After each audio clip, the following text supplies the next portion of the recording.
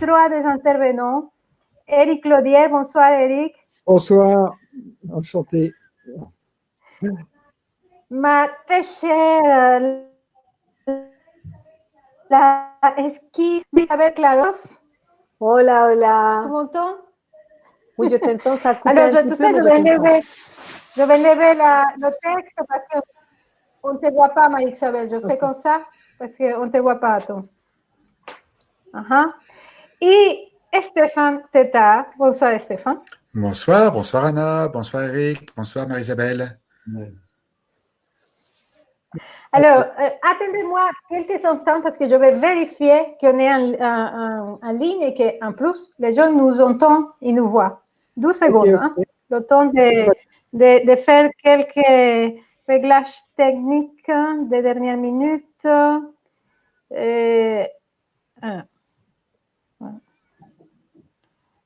Alors, est-ce qu'on est en ligne? Oui, voilà, c'est OK. OK. Il y a déjà 100 personnes qui sont 80 personnes qui sont en ligne. Magnifique. Alors, Eric, Marie-Isabelle et Stéphane, déjà, j'aimerais commencer par vous poser la question, comment ça se passe pour vous en ce moment si exceptionnel que nous sommes en train de vivre? Qui commence? Le Dordain. Les filles, on va démarrer par merci Anne d'abord pour l'invitation, merci pour ce sommet, merci pour toute cette communauté, ravie d'être ici dans ces échanges en conscience. Comment ça se passe pour moi? Olivier et moi, on est dans un appartement au sud de la France, on a le droit de sortir à jusqu'à 2 km pour se promener. Et on habite à 200 mètres, pas 2 km, 200 mètres autour pour se promener et on habite à 50 mètres de la mer, donc ça va. Nous, on travaille beaucoup en ligne sur Internet, donc notre quotidien n'a pas beaucoup changé. On vit depuis des années en confinement, lui et moi, donc on n'a pas changé nos routines. On est sur le même mouvement, donc c'est intéressant parce que toutes les choses avec lesquelles j'accompagne les couples qui sont en confinement, c'est les choses qu'on fait, nous, naturellement, depuis des années pour arriver à vivre tous les deux dans 50 mètres carrés sans qu'il y ait des dégâts. Donc, ça se passe bien. Je vis ce moment comme un moment exceptionnel. Je suis ravie de pouvoir vivre ce moment de l'histoire et j'attends avec une expectative totalement positive de tout ce qui puisse nous arriver désormais. Merci. Alors, Eric. Ok, moi, j'ai l'habitude de travailler avec des groupes, donc c'est arrêt de travail total pour moi, quasiment, à part un peu de cabinet par Skype et des choses comme ça, mais c'est fait des vacances forcées, et c'était drôlement intéressant. Ce qui s'est passé pour moi, c'est que j'habite aussi dans le sud, et toute la famille s'est rapatriée à la maison, enfin toute la famille, tous les enfants, mais ce qui fait qu'on est quand même 7 à la maison. Donc, il y a de l'ambiance, il y a beaucoup d'ambiance. C'est pour ça que je me suis isolé pour pouvoir parler. Et du coup, il y a quelque chose qui se passe qui est assez rare. C'est-à-dire une réunion à 7 qui dure et comment on vit ensemble et qu'est-ce qu'on partage. Et il se passe vraiment beaucoup, beaucoup de belles choses. Je suis très contente de ce confinement, pour le moment. Pour l'instant. Alors, Steph. Eh bien, moi, je suis quelqu'un qui, pour le travail, ça va parce que je travaille beaucoup par Internet. Justement, j'ai mis ça en place pour pouvoir travailler d'où je veux. Donc, on est 4 à la maison.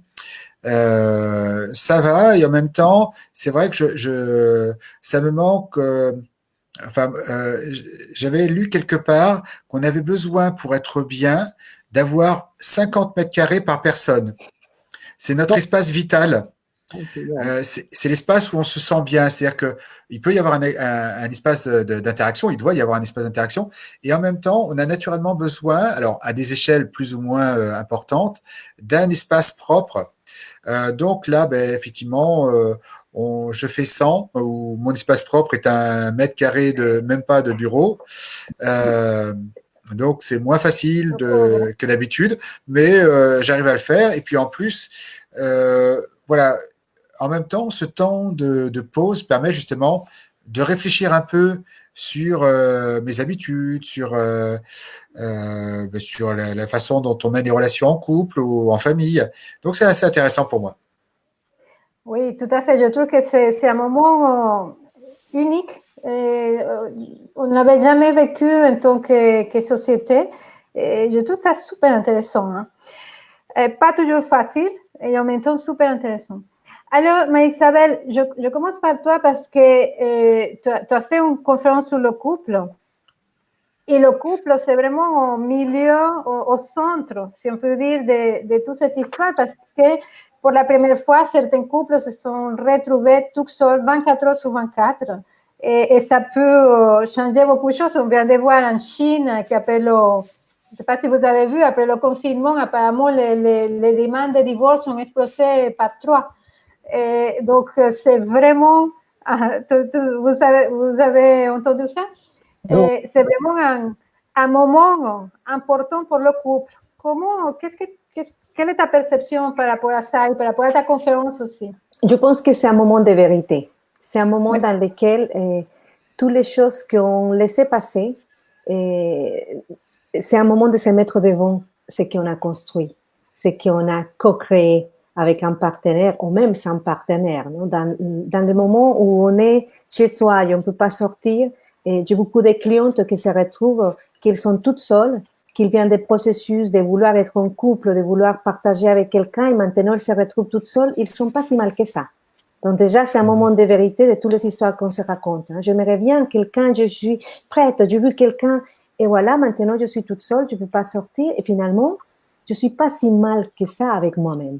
Et de l'autre côté, nous avons les couples qui sont bien, qui affichent bien, qui ont des enfants, qui travaillent, qui payent leur hypothèque, qui sont en couple depuis des années et qui arrivent à un moment dans lequel on ne sait même plus pourquoi on est en couple. Parce qu'on s'est marié, parce qu'on a une hypothèque ensemble, parce qu'on a des enfants, parce que. Mais rester ensemble à la maison tout ce temps-là va nous permettre de regarder à l'autre, ne pas dire je ne peux pas parler avec toi parce que je dois partir, parce que je dois déposer les enfants, parce que je dois aller travailler, parce que je suis en déplacement de travail. Il n'y a plus d'excuses de cette rencontre qu'on avait un jour voulu, hein, parce qu'un jour on voulait vivre avec quelqu'un, un jour on voulait partager la vie, être comme ça, être un avec l'autre. Et finalement, pareil, on peut se rendre compte que c'est pas si drôle que ça, être un avec toi et vivre avec toi tout le temps. Et je l'ai deux cas, j'ai des cas des couples qui étaient au point de demander le divorce, de dire écoute, on est là, on fait tout pour les enfants, mais dès qu'on pourra, on est déjà en train d'organiser notre séparation. Et cet moment leur a permis de se rendre compte que ce qui les séparait, c'était précisément une folie dehors. Dans ces cas-là, c'est génial parce que le couple peut reprendre encore une fois et le regard, les câlins même, la complicité, de dire c'est vrai que tu aimais ça, c'est vrai que tu faisais ça, je te revois maintenant encore une fois. Mais il y a les autres couples aussi qui peut-être étaient là, ils étaient dans une espèce de train-train de vie. Et c'est le moment parfait pour se demander. Je pense que si j'étais dans un moment de rencontre, c'est d'ailleurs ce que je fais dans le moment où je me suis mis à vivre 24 heures sur 24 avec Olivier. On s'est posé la question, vraiment, on a envie de vivre ensemble. Vraiment, c'est toi. Vraiment, c'est ça ce que je veux. Vraiment, c'est cette maison. Vraiment, là, c'est un moment de vérité. Et bon, si tu veux, plus tard, je vous donnerai quelques idées pour mieux vivre et pour que ça soit un moment de vérité. Je parle tout le temps d'être irrésistible, c'est-à-dire de ne pas se résister. C'est ce qu'il y a. Et on va faire tout le nécessaire pour que ça soit à notre côté, que ça puisse nous servir pour vivre la vie qu'on rêve et pas pour, encore une fois, être en réaction et pas en création. Donc, je pense que c'est un moment de vérité, si je pourrais résumer. Tout à fait.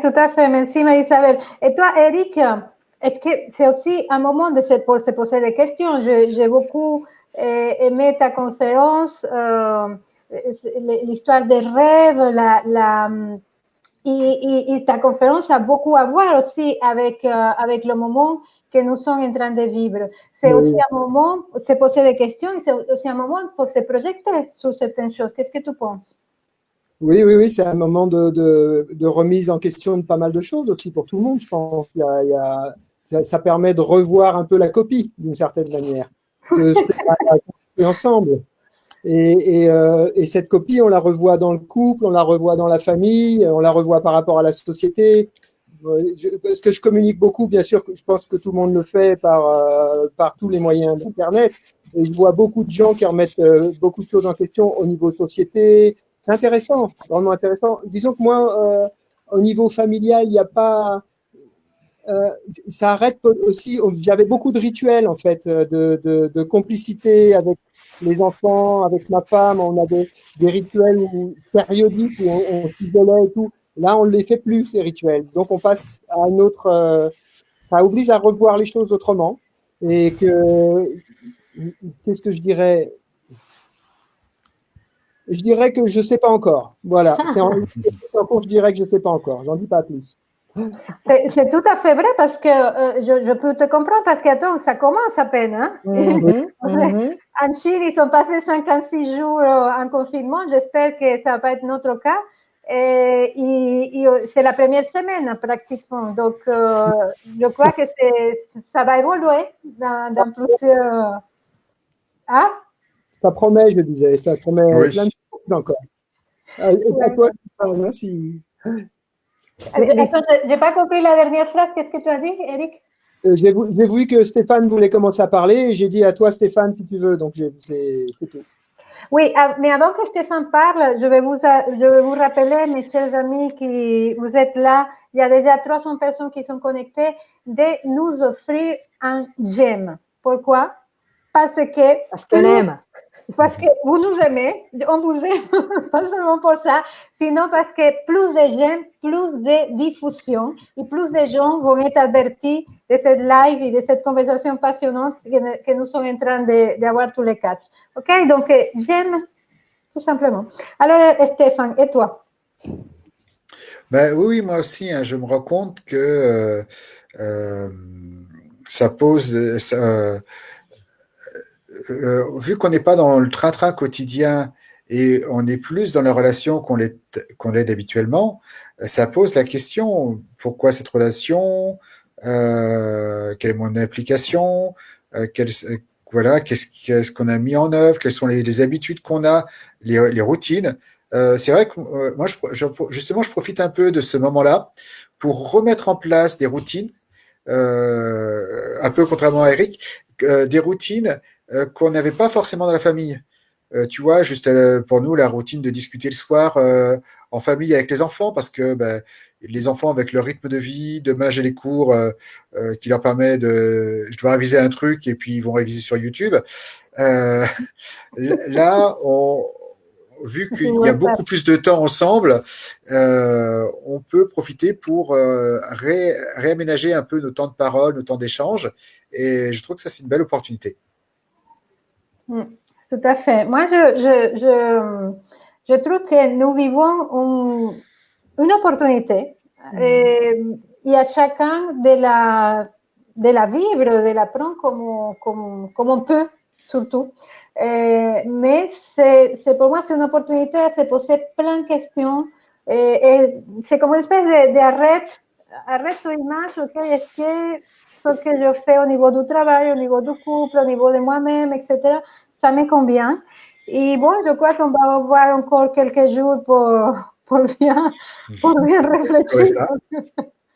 Donc, j'ai l'impression que d'ici, il va y avoir des choses très intéressantes qui vont sortir. Alors, aujourd'hui, nous avons eu vos trois conférences. Il y a aussi celle de Martin Latulippe qui n'a pas pu être ici avec nous et on va faire un live Facebook avec lui à 19h30. Et Marie-Isabelle, qu'est-ce que tu peux dire aux gens qui nous regardent pour qu'ils aient envie de voir ta conférence, d'aller voir ta conférence, ils ne l'ont pas encore fait. Hein? Écoute, je suis ravie que le sommet se passe maintenant dans cet moment intéressant. Une de mes clientes qui habite en Suisse me disait qu'elle avait reçu une lettre de l'école, je ne sais pas où, qui disait chers compatriotes, nous vivons des temps intéressants. C'est un temps intéressant ce qu'on est en train de vivre. Donc, on va faire tout le nécessaire pour que ça soit bien pour nous et il donnait toutes les instructions. Et je pense que c'est génial pouvoir parler et que toutes ces conférences soient en ligne maintenant qu'on est dans ce moment de vérité. pour pouvoir se demander finalement qu'est-ce qu'on veut. Et cette question, je me l'ai posée il y a des années par rapport à ma relation de couple. Je me suis permis en fait de rêver. Et je pense que les allers-retours de travail, cette idée de gagner l'argent, cette idée d'être performant dans le travail, dans la vie professionnelle, ou même comme mère, comme épouse, comme toutes ces choses-là, nous éloignent des fois de la possibilité de nous poser la question, si je pouvais rêver sans limite, si je pouvais rêver sans penser aux moyens et aux comment, de quoi je rêverais? Et pour moi, mon rêve le plus précieux, il y a quelques années, c'était une histoire d'amour précieuse, une histoire d'amour différente, une histoire d'amour. Je disais tout le temps, je veux une histoire d'amour qui me permette d'écrire un livre, que je puisse raconter l'histoire et tout le monde dise, waouh, c'est génial. Bon, je vous raconte pas parce que pour ça, il faut aller voir la conférence, mais c'est vous rendre encore une fois la confiance, l'espoir que c'est quelque chose qu'on a besoin dans ce moment d'actualité, que finalement, on est co-créateur de sa réalité, qu'on peut jouer à ne pas le faire, qu'on peut jouer à n'importe quelle chose, mais tous les jours, on est en train de créer notre réalité. Et pour moi, c'était, disons, la création la plus facile de vérifier, c'est cette relation de couple que je vis maintenant. Pour vous résumer, j'ai vécu cette relation d'abord dans ma tête, dans mon esprit, et après, je l'ai vu se manifester avec des synchronicités incroyables dans ma vie. Mais pas que dans les relations de couple. Depuis que j'ai appris à faire ça, maintenant, je le fais avec tout. Je pense que ce moment-là dans lequel on se trouve avec tous nos projets en arrêt, parce qu'on dirait, mais qu'est-ce que je fais avec? Je viens de poster tous mes objectifs de l'année il y a 1 mois et demi, 2 mois. Maintenant, je fais quoi? Je ne peux pas sortir, je ne peux pas faire des affaires, je ne peux rien faire. Bon, pour moi, ça continue parce que je suis persuadée que d'abord, il faut le créer ici et dans toute la vibration de notre corps. Et c'est ça ce que je partage dans la conférence. Comment faire pendant qu'on attend? Comment faire dans ces moments-là où tu sais que oui, tu as fait tous les cours, tu as beaucoup travaillé avec tes ancêtres, tes limitations, tes croyances, et tu sais qu'il y a un homme quelque part qui t'attend, tu sais qu'il y a un travail quelque part qui est pour toi. Mais mince, tu sais aussi qu'il y a une loi de gestation qui a besoin de temps pour se manifester. Et en attendant, qu'est-ce qu'on fait? Avant, je croyais qu'il fallait attendre et que cette attente était simplement là à prendre des notes. Maintenant, je sais que cette attente, c'est nécessaire, mais qu'on doit continuer à créer. Et c'est de ça que je parle, de comment je le fais. C'est de ça que je parle dans la conférence. J'espère que ça vous intéresse. Merci, merci.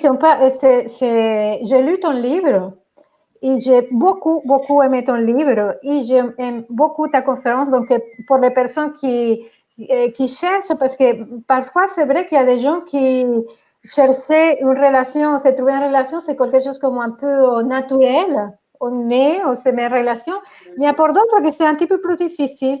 Et je trouve que tu donnes des outils, que déjà tu as un regard et que tu donnes des outils super intéressants que je sais fonctionnent. Donc, oui. Allez voir ceux qui sont seuls, ceux qui veulent se mettre en relation, allez voir la conférence de Marie-Isabelle parce qu'elle est très riche. Merci. Oui, il y a quelqu'un qui demandait qu'on parle un peu des gens qui sont seuls, mais vraiment. J'allais vous passer maintenant la question, mais tu peux dire, Stéphane.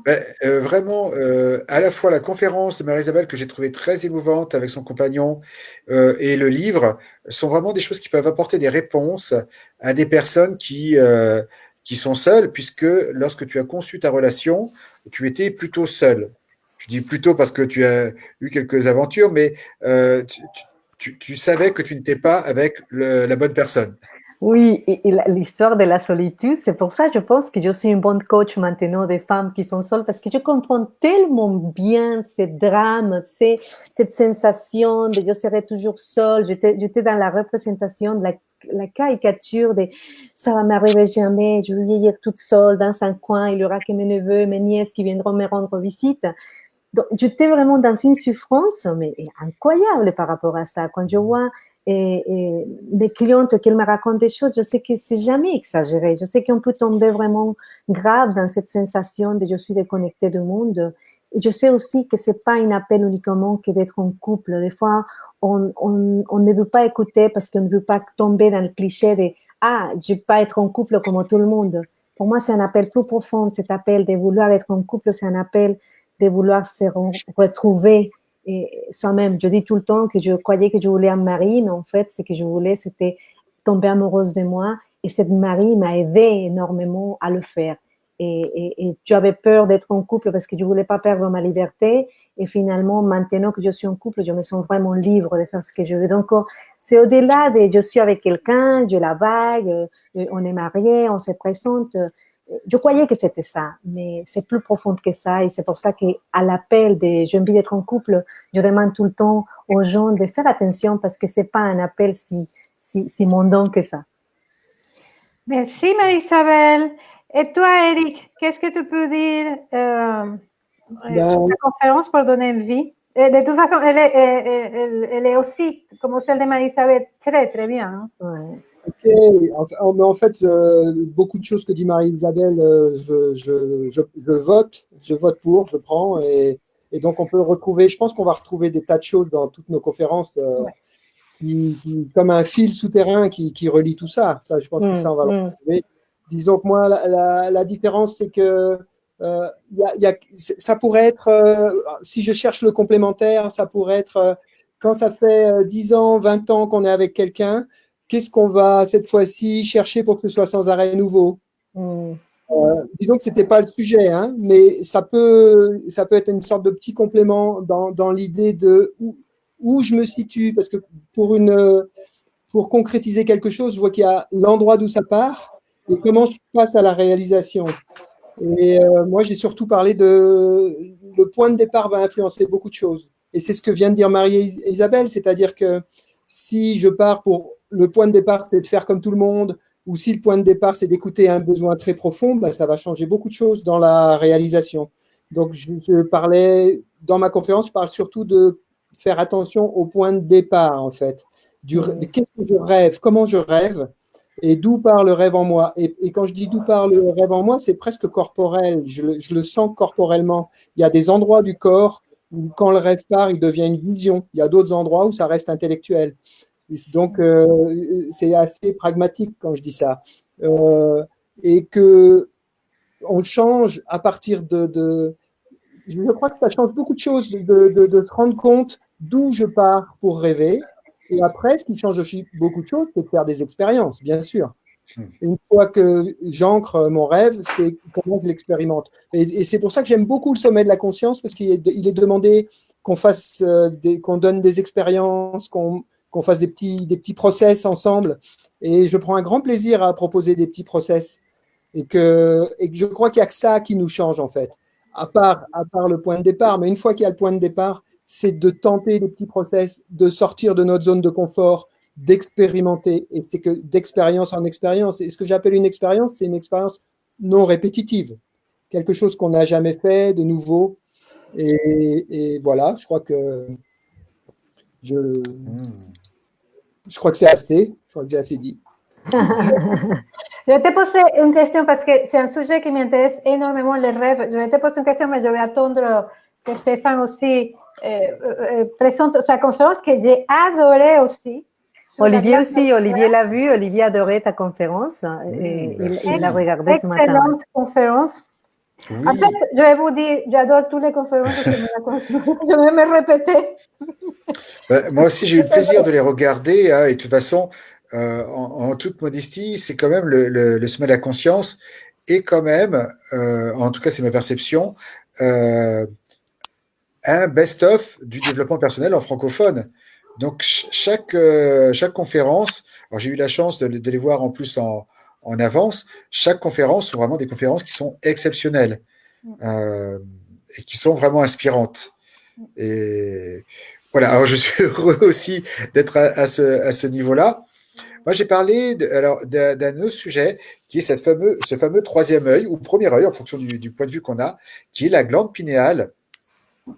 Et justement, j'ai voulu répondre parce qu'on parle de décalcification, mais oui, mais pourquoi la décalcifier? Et donc, j'ai voulu à la fois expliquer la problématique de la glande pinéale selon les informations qu'on avait, les données scientifiques qu'on avait sur le sujet, pour comprendre pourquoi on parlait. Il y avait des gens qui parlaient de calcification de la glande pinéale, ensuite les causes, les solutions et surtout l'intérêt de la glande pinéale. Parce que cette petite glande, on l'appelle le troisième œil, et pour les gens qui ont fait des expériences d'éveil, il y a vraiment quelque chose qui se passe à ce niveau-là, qui est vraiment une sensation physique. À un moment dans ma vidéo, je parle de l'expérience que j'ai fait avec les plantes. Et je me rappelle d'une fois où j'étais en train de travailler avec les plantes, il faisait noir, c'était le grand silence. Et c'était la plante ayahuasca, on était au Pérou. Et tout à coup, le chaman commence à faire une note de musique longue. Et là, j'ai un flash de lumière. Et je me dis, il y a un idiot qui a allumé la lumière en plein milieu d'une cérémonie. J'ouvre les yeux. Et non, c'est parfaitement noir. En réalité, c'était justement, la lumière venait de cet endroit-là. Le troisième œil est vraiment physiologiquement comme un œil, et il capte les vibrations plutôt qu'autre chose, et il les transmet en lumière. Et quand on peut l'expérimenter dans la méditation, moi je parlais d'expérience avec les plantes, hein, mais on peut l'expérimenter aussi avec la méditation, c'est vraiment incroyable. C'est un œil qui capte quelque chose, des vibrations, c'est vraiment impressionnant, les sensations que ça peut apporter et procurer, et sachant que physiologiquement, c'est constitué comme un œil.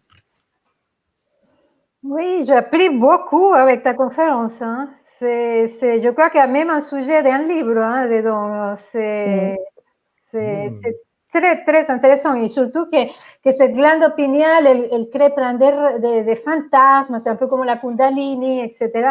Donc, c'est un sujet fascinant. Avant d'avoir les choses extraordinaires, les visions, il faut savoir que cette glande, elle règle notre rythme de récupération, notre rythme de vie, notre rythme de récupération, notre système immunitaire, notre énergie, notre humeur. Donc, en quelque sorte, c'est le chef d'orchestre des chefs d'orchestre. C'est elle qui va donner la vibration dans laquelle on est. Et si on n'en prend pas soin, j'ai un autre exemple, c'est à l'inverse, c'est les repas-beurre que je fais avec les enfants. Avec les enfants, donc en tant que naturopathe, je les invite à manger plutôt très bien, et ça ne leur convient pas toujours. Donc on fait un compromis, de temps en temps on fait un repas-beurre. Et moi j'aime bien quand je marche, méditer. La méditation active, ça me plaît beaucoup, et très facilement, mais je fais quelques pas, et paf, je suis parti tout de suite, c'est juste extraordinaire. Et là, justement, on venait de faire un repas burk avec les enfants, donc un truc bien gras, frit, tout ce qu'il ne faut pas. Et là, je commence à essayer de méditer et je sentais à quel point ce que je venais de mettre dans mon ventre m'empêchait de décoller au niveau spirituel. Je n'arrivais pas à méditer. Je pouvais avoir l'esprit calme, mais pas l'esprit vraiment, l'état qu'on atteint quand on médite et que j'atteins habituellement quand je médite. Donc c'est vraiment incroyable comme en fonction de ce qu'on prend comme nourriture, ça nous permet ou pas d'atteindre certains états. Donc, je vais rappeler le titre de conférence. C'est de Marie-Isabelle, s'appelle L'amour quantique et réalité, comment rencontrer l'amour de ma vie. Éric Clodière, l'art de rêver. Stéphane Tétard, la glande pinéale, comment la protéger, la détoxifier et la réveiller. Il y a aussi celle de Martin Latulippe, mais on va parler tout à l'heure avec lui. Explorer cette dualité, une avenue vers davantage de conscience. Alors, je vous ai perdu, je ne vous vois plus. Alors, on est là, t'inquiète pas, Nous sommes bien là. Ok. Alors, je vais inviter le public aussi à poser vos questions parce qu'il y a un temps mort entre le moment que vous posez la question et que ça nous arrive. Donc, si vous voulez que votre question soit traitée, c'est maintenant que vous avez besoin de l'envoyer. Je vais poser une question encore à moi pendant que je vais voir si j'avais vu que...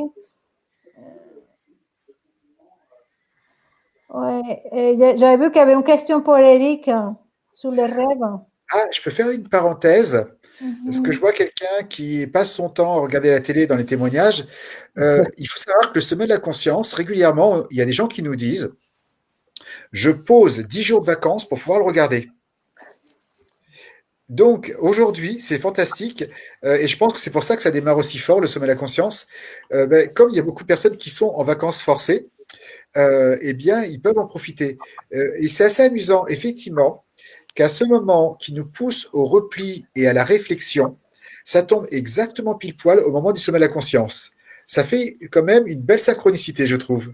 Oui, coïncidence, je ne crois pas. Ok, alors Eric, je me rappelle plus ou moins de la question, mais je l'ai perdue en fait. Tu parles de ta conférence du lien entre rêver et les constellations familiales, sans expliquer la conférence à nouveau, parce que l'idée c'est que les gens aillent la voir. Je suppose que c'est quelqu'un qui n'a pas vu ta conférence, parce qu'il dit quel est le lien entre les deux. Mais rapidement, juste raconter ta conférence à nouveau. Oui, bah, sans rentrer dans les détails, c'est toutes les façons de rêver, parce que du rêve, du travail de certains chamans où on va guérir quelqu'un en rêve, mais cette fois-ci en rêve, ce que j'appellerais vrai rêve, le rêve en dormant. Tout le travail sur les vrais rêves en dormant. Et puis, j'ai surtout, moi, j'ai parlé de ça, il me semble, parce que la conférence, je l'ai quand même enregistrée il y a un certain temps, mais de ce que je me rappelle, j'ai surtout parlé du rêve créatif qu'on peut faire soit ensemble, soit tout seul, en fait de la vision, hein, que j'appellerais même une vision de futur, une vision de construction en couple, une vision, quelque chose de cet ordre-là. Et en constellation, il y a la même énergie. En constellation, il suffit de se réunir à plusieurs et d'être d'accord pour quelque part rêver ensemble. Parce que rêver, ça peut être quoi? On parle sans arrêt de dire on se réunit et on recrée le monde. On a refait le monde. C'est une sorte de blague qu'on sort souvent quand on discute ensemble, on refait le monde. Mais c'est exactement ça, en fait. C'est exactement ça. À partir du moment où on communique ensemble, à partir du moment où on va aller profond dans nos besoins et dans nos rêves, on refait le monde et on le refait. J'ai presque envie de dire pour de vrai, on n'est pas assez nombreux. Il se passe quelque chose en termes d'énergie à partir du moment où on partage. Et donc, dans les constellations, il se passe cette chose-là et il se passe des guérisons en constellation. Parce que j'ai comparé avec les constellations et j'ai comparé surtout avec le phénomène de la guérison. Hein. L'art du rêve, c'est comment le rêve guérit, en fait. Comment un chaman qui rêve vient guérir, comment en rêvant ensemble, on peut faire des guérisons. Et donc, en constellation, il y a cette énergie-là qui fait que tous ensemble, on peut, et c'est bizarre de le dire comme ça, mais je le dirais quand même comme ça, réécrire l'histoire. Rêver, c'est s'offrir la possibilité de réécrire l'histoire. Et il y a un endroit où le rêve nous porte à recréer, en fait, on recrée sans arrêt, mais à recréer différemment. Et c'est typique des constellations. Qu'est-ce qu'on fait en constellation? On amène tous nos histoires, on en fait une grosse mayonnaise, tous ensemble, et à partir de ça, on commence à rêver. Et j'emploie le mot rêver un peu comme, parce que je l'emploie un peu comme des gens l'emploient. Il y a un ami chaman, comme certaines personnes l'emploient. Eux, quand ils disent l'art de rêver, ça a un sens très pratique, comme l'art du tracker, comme l'art, ça a un sens qui va créer quelque chose. L'art de rêver, c'est pour créer quelque chose. Et je donne dans la conférence quelques petits exemples, mais il s'agit juste d'être dans un état où on mélange nos histoires, qui est du temps linéaire, en fait, nos histoires, c'est rien que du temps linéaire, avec l'éternité, avec le présent, avec le réel. Et quand on commence à faire ce mélange-là, c'est de la dynamique. C'est de la dynamique. Des choses assez extraordinaires. C'est un miracle perpétuel, en fait. Si on arrive à mettre en même temps l'histoire, le temps linéaire et l'éternité, qui est quelque part un certain recul, disons-nous. Là, Stéphane a parlé de méditation, il y a plein de manières d'aborder ça, mais le mélange des deux, quand on va mettre l'histoire sur la table, va nous aider. Et je sais que ça peut choquer certaines personnes qui n'ont pas vécu des constellations, mais nous aider à réécrire l'histoire vraiment, dans nos cœurs, dans nos âmes, vraiment. On repart sur d'autres bases. Voilà. Merci Eric. Et en même temps, j'ai envie de te poser une autre question, c'est que bon, tu te bases beaucoup dans le chamanisme et toi-même tu es un chaman, donc dans le chaman, il y a cette fameuse quête de vision, que c'est justement c'est comme une espèce de création de rêve, création à partir du rêve. Et où on est isolé, on va s'isoler pour créer, juste pour faire un post. Et moi, je ne peux pas m'empêcher. Et j'écris un article sur Facebook à propos de ce sujet parce que j'ai vécu des retraites en Amazonie plusieurs fois et je vois un lien entre cette quête de vision et ce moment en isolement et ce qui est en train de se passer maintenant. Ouais, entièrement d'accord. Très beau. Ouais. Ben, c'est la retraite, entre guillemets. C'est toute la symbolique de la retraite. Sous toutes ces formes. Hein? Cette retraite qui devrait être obligatoire. Anna, tu disais hier que ça serait sympa que chaque année, on soit obligé à rester comme ça. Et bien sûr que cet isolement, cet stop est nécessaire. Et je ne sais pas, peut-être que ce n'est pas très responsable ce que je dis, mais je suis ravie qu'on puisse expérimenter ça à un niveau planétaire. Et parce qu'en plus, j'adore l'idée de ne pas être toute seule dans cette histoire. Mon côté victime n'a rien à dire. Mon côté victime est là, mais il n'a pas de boulot maintenant. De dire, mais c'est pas possible, là, que ça t'arrive qu'à toi. Non, c'est à tout le monde. Donc, c'est génial de pouvoir sentir qu'on est vraiment tous égaux, qu'on est tous également vulnérables et que l'expérience de vie, c'est la même pour tous, même si les histoires sont différentes. Oui, ouais. Presque, ça nous donne une bonne conscience à faire ces expériences-là, quoi. Ouais. Vivre sans culpabilité, rien faire et se prendre son temps sans culpabilité, oui, tout à fait. Oui, moi je trouve ça aussi extraordinaire, vraiment ce moment, ce temps de pause qui permet vraiment de se recentrer sur soi, mais sans être égoïste, sans être glandeur, puisqu'on n'a pas le choix. Ouais. Tout à fait. Alors, on arrive, c'est fou comment le temps passe vite. Je ne sais pas s'il y avait des questions aussi. Il y avait une question pour moi avant de finir.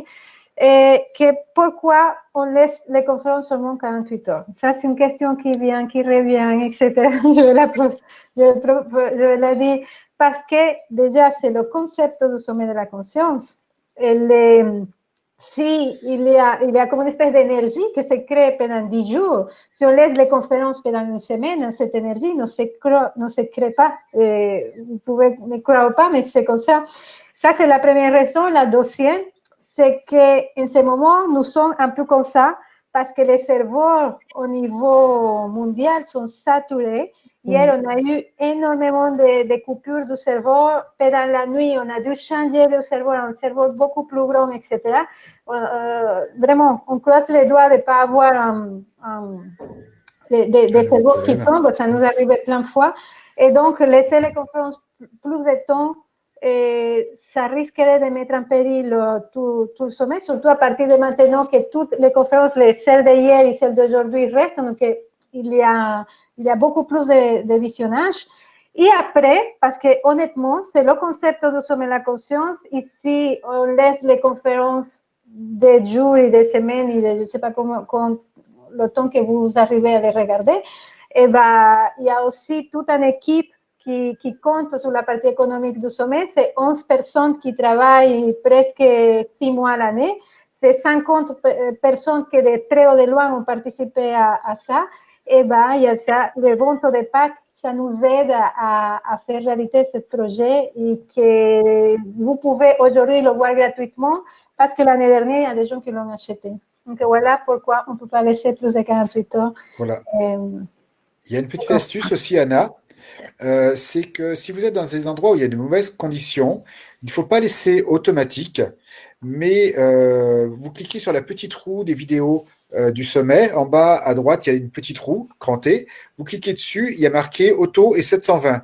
Vous cliquez sur 720, ça se décale un peu, vous avez 500. Vous cliquez sur 500, 400, et ça descend jusqu'à 240. Donc, votre Internet deviendra 3 fois plus rapide. D'autant plus que souvent, ce n'est pas l'image qui est la plus intéressante, mais ce qui est dit. Donc, n'hésitez pas à cliquer sur la petite roue et baisser la résolution de l'écran, puisque comme ça, il y aura plus de choses qui passeront dans le tuyau. Il y a une autre astuce, il faut le savoir, c'est que des fois, dans certains endroits, l'Internet du téléphone est meilleur que la DSL. Il y a des gens, moi j'étais dernièrement chez des amis, où l'ADSL était juste catastrophique et mon téléphone en 4G était juste 10 fois plus rapide. Donc, si c'est votre cas, si vous êtes dans une situation difficile, un, baissez la résolution, et deux, validez des fois que d'utiliser votre modem, alors si vous avez l'abonnement qu'il faut, mais la plupart des abonnements le font aujourd'hui, en 4G, pour utiliser le modem de votre téléphone plutôt que l'ADSL, si pour vous c'est plus rapide. Ou alors de le regarder sur votre téléphone si c'est possible. Eh ben, merci Stéphane pour toutes ces suggestions. Alors, on a plus de temps, mais j'aimerais quand même que vous définir avec un petit message. Il y a tellement, je suis désolée parce qu'il y a des questions qui commencent à arriver, des témoignages. C'est tellement intéressant ce que vous dites, mais on n'a plus de temps. Donc, Marie-Isabelle, Stéphane et Eric, si vous pouvez tout à l'heure regarder, parce qu'il y a des questions pour chacun. On ne va pas avoir le temps de les répondre. Okay. Voilà, un petit message à partir, ma chère, tu peux commencer. De ne pas perdre l'opportunité. Je pense qu'il y a c'est un moment de grâce. Il y a des personnes qui ont vécu des burn-out, des arrêts par une maladie, un accident, et ils se sont réveillés, leur vie a été transformée. Hein. Ils ont découvert de nouvelles potentialités, ils ont découvert qu'ils pouvaient être capables de faire des choses, ils ont écrit des livres, ils ont fait plein de choses extraordinaires. Mais il y a aussi des gens qui ont vécu les mêmes expériences, ils sont sortis déprimés, angoissés, en manque, en détresse. Et je pense que le défi maintenant, c'est sortir de cet arrêt imposé, mais en découvrant notre potentiel, en découvrant ce qu'on est vraiment, en découvrant de quoi on est fait.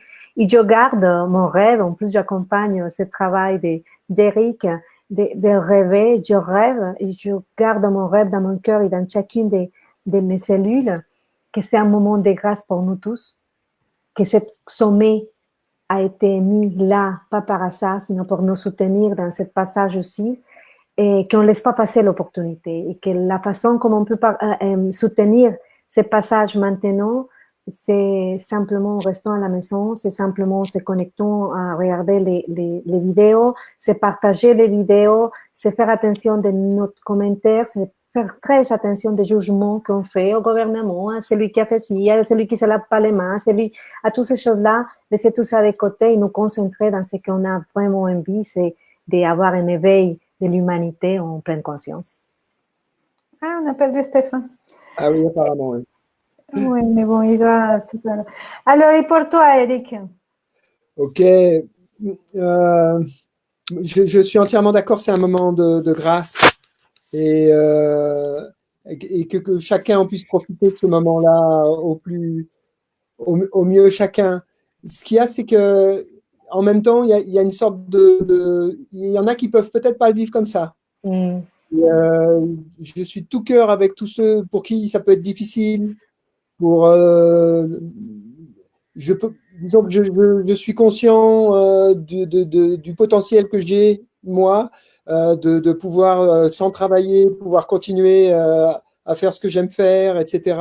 J'ai une pensée, là, je voudrais peut-être, ceux qui sont sur Facebook, je voudrais vraiment, pour tous ceux pour qui ça peut être difficile, je parle au niveau économique ou au niveau de leur travail, tout ça existe. J'ai des retours comme ça aussi. Et c'est aussi une opportunité. C'est aussi une opportunité et je ne suis pas en train de nier cette difficulté. J'accueille complètement cette difficulté, je les entends. C'est sûr qu'il n'y a que mon cœur qui est avec. Je suis isolé dans mon coin et mon cœur est avec eux. Et on est tous ensemble sur le même radeau. Et voilà, il y en a certains qui ont plus de difficultés, d'autres qui vivent plus la grâce. On est tous ensemble quand même.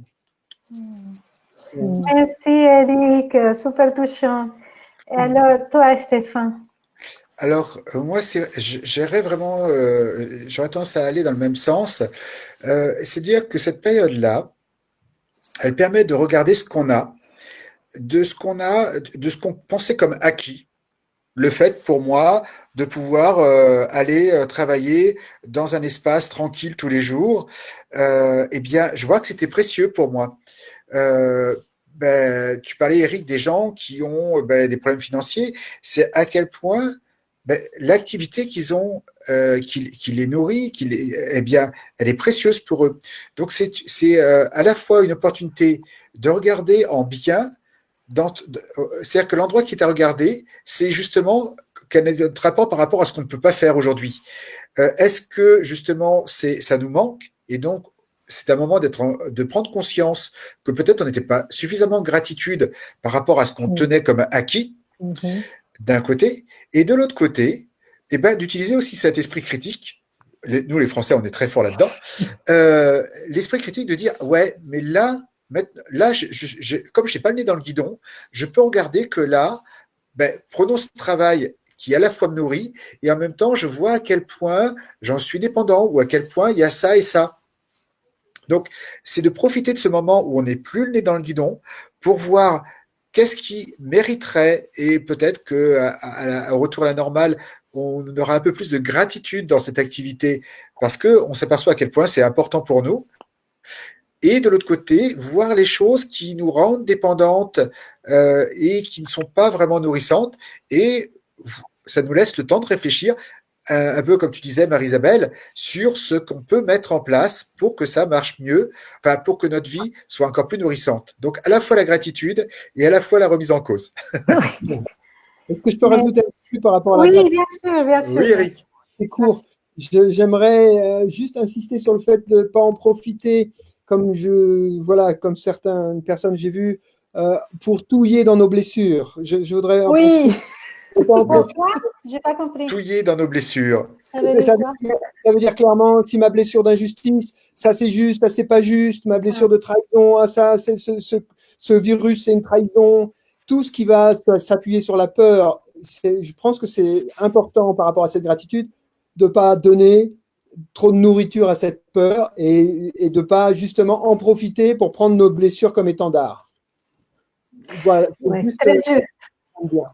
Merci, parce que c'est vrai que c'est un moment dans lequel notre côté, comme je disais tout à l'heure, dramatique, peut prendre aussi beaucoup de force et il faut rester. Je pense que maintenant, je disais, c'est comme quand on est dans la voiture, on conduit, il y a un animal qui traverse. On a l'option, soit on lâche parce qu'on ne sait pas, et la voiture va tourner, on ne sait pas de quel côté, soit on tient, ce qu'ils disent les gens qui conduisent bien, c'est qu'il faut tenir et vraiment continuer. Et peut-être que maintenant, on roule à moitié dans l'autoroute et à moitié dans les côtés. Ce n'est pas très confortable, mais il faut tenir, il faut montrer à l'intérieur de nous qu'il y a quelqu'un qui est là. Et ne pas tomber, c'est vrai, dans l'angoisse et dans toutes ces choses-là, même si je suis d'accord avec toi, Eric, c'est pas toujours facile pour tout le monde. On parlait hier avec Anna, je ressens maintenant la valeur de tout cet entraînement des années, d'avoir fait ça. Maintenant, on ressent à quoi ça sert tous ces outils. Tout à fait.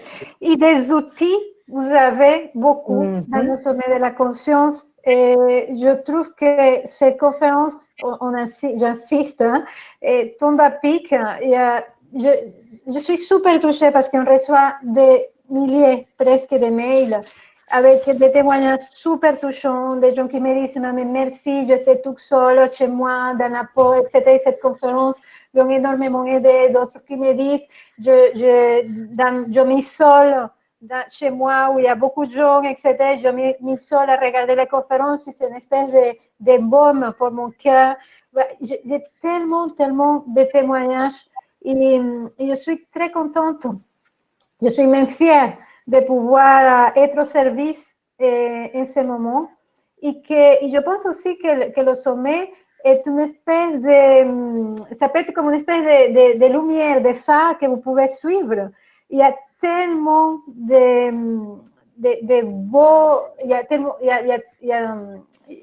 a beaucoup de, je me suis mêlée, pardon.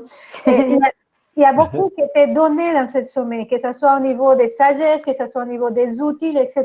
Profitez tout ce qui était donné. Je vais rappeler les conférences. Donc, Marie-Isabelle, Amour quantique et réalité, comment rencontrer l'amour de ma vie. Eric Lodier, l'art de rêver. Stéphane Tétard, la glande pinéale, comment la protéger, la détoxifier et la réveiller. Et rappelez-vous aussi que les conférences d'hier sont encore disponibles. Vous pouvez regarder la mienne, par exemple. Oui. La sixième blessure, le désespoir renoué avec la confiance. Mais aussi celle d'Isabelle, je ne me rappelle pas exactement, c'est sur la voie du couple. La voie du couple, celle de Salpadovani et Thomas de Assenbourg qui parle de... Thomas, c'est de la conscience individuelle à la conscience collective. Et il y a aussi Luc Baudin, désolé, je n'ai pas en tête les 37 conférences. Luc Baudin, c'est la révolution de l'amour. La révolution de l'amour. Ouais. Voilà, donc il y a pour tous les goûts.